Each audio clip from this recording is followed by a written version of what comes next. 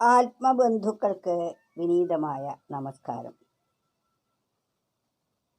ഓരോ വ്യക്തിയുടെയും കർമ്മത്തിനനുസരിച്ച ഒരു ഫലപ്രാപ്തിയാണ് ഓരോരുത്തർക്കും ലഭിക്കുന്നത്. അവനവൻ ചെയ്യുന്ന കർമ്മത്തിൻ്റെ ഫലം അവനവൻ തന്നെ അനുഭവിക്കണം.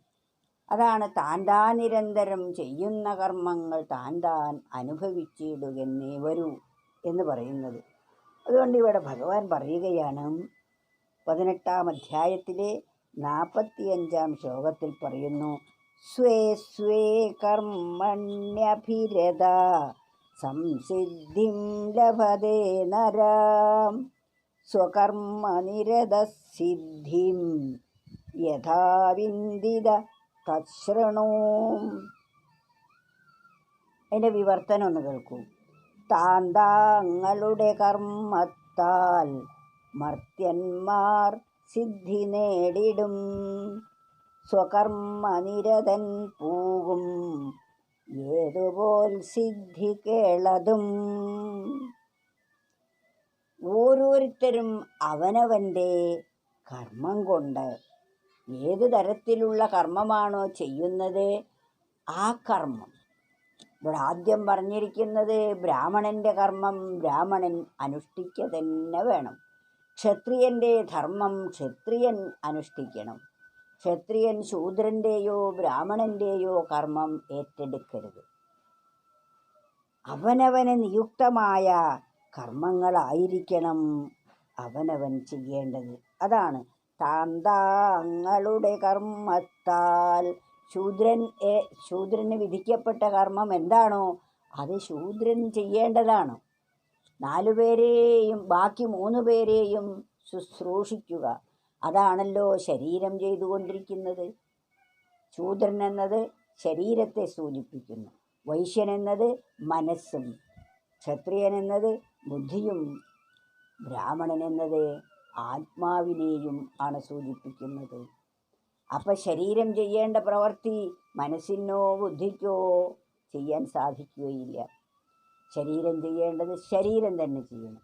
ശൂദ്രൻ്റെ കർമ്മം ശൂദ്രൻ തന്നെ ചെയ്യണം. മറ്റു 3 കൂട്ടരെയും ശുശ്രൂഷിക്കലാണ് ശൂദ്രൻ്റെ ജോലി. ശരീരത്തിന് ഇവരെയെല്ലാം വേണ്ടേ? ആർക്കും ബുദ്ധിക്കും ബ്രാഹ്മണനും ക്ഷത്രിയനും വൈശ്യനും ഈ ശരീരം കൂടിയേ തീരും. അതാണ് ശരീരത്തെ സൂചിപ്പിക്കുന്നതാണ് ശൂദ്രൻ എന്ന് പറയുന്നത്. താന്താങ്ങളുടെ കർമ്മത്താൽ മർത്യന്മാർ സിദ്ധി നേടിടും. മർത്യർ നേടേണ്ടതെന്തോ അത് നേടും. ഒന്നാമത്തേത് അവനവൻ ചെയ്യുന്ന കർമ്മങ്ങൾ ആത്മാർത്ഥമായി ചെയ്തു കഴിയുമ്പോൾ ചിത്തശുദ്ധി നേടും. ചിത്തശുദ്ധി നേടിയാൽ അതിൽ പരമാത്മദർശനം സുനിശ്ചിതം ആയിരിക്കും. വളരെ വേഗത്തിൽ അത് പ്രാപ്യമാകുന്നതാണ്. സ്വകർമ്മനിരതൻ പൂകും.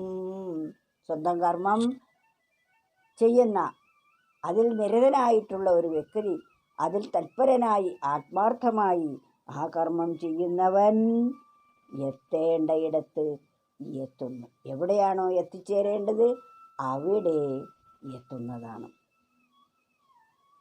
അതാണ് താന്താങ്ങളുടെ കർമ്മത്താൽ മർത്യന്മാർ സിദ്ധി നേടിടും, സ്വകർമ്മനിരതൻ പൂകും ഏതുപോൽ സിദ്ധി കേളതും. എപ്രകാരമാണ് ഓരോരുത്തരും അവനവൻ്റെ കർമ്മത്തിനനുസരിച്ച മണ്ഡലത്തിലേക്ക് വരുന്നത് എന്ന് ഞാൻ നിനക്ക് പറഞ്ഞു തരാം, അത് കേൾക്കുക. അതാണ് അടുത്ത ശ്ലോകങ്ങളിൽ പറയുന്നത്. അതിനാൽ നാം ഇപ്പോൾ അവനവന് വിധിക്കപ്പെട്ട ജോലി ചെയ്യുക. ഒരു കർഷകൻ ആത്മാർത്ഥമായി തൻ്റെ കൃഷിയെ ചെയ്യുക. ഒരു അധ്യാപകൻ എന്തു ചെയ്യണം? താൻ കുഞ്ഞുങ്ങൾക്ക് മാർഗദർശകമായി മാറണം. ഒരു വീട്ടമ്മ ആ വീട്ടിലെ ജോലികൾ ചെയ്യുന്നതോടൊപ്പം താൻ ചെയ്യേണ്ടതായ സ്വധർമ്മങ്ങൾ അനുഷ്ഠിക്കണം. ഒരു ഭാര്യയുടെ ധർമ്മവും ഭർത്താവിൻ്റെ ധർമ്മവും മാതാവിൻ്റെ ധർമ്മവും പിതാവിൻ്റെ ധർമ്മവും കുട്ടികളുടെ ധർമ്മവും അനുഷ്ഠിക്കേണ്ടതാണ്. എങ്കിൽ മാത്രമേ നമുക്കും ലോകത്തിനും ശ്രേയസ്സുണ്ടാവുകയുള്ളൂ.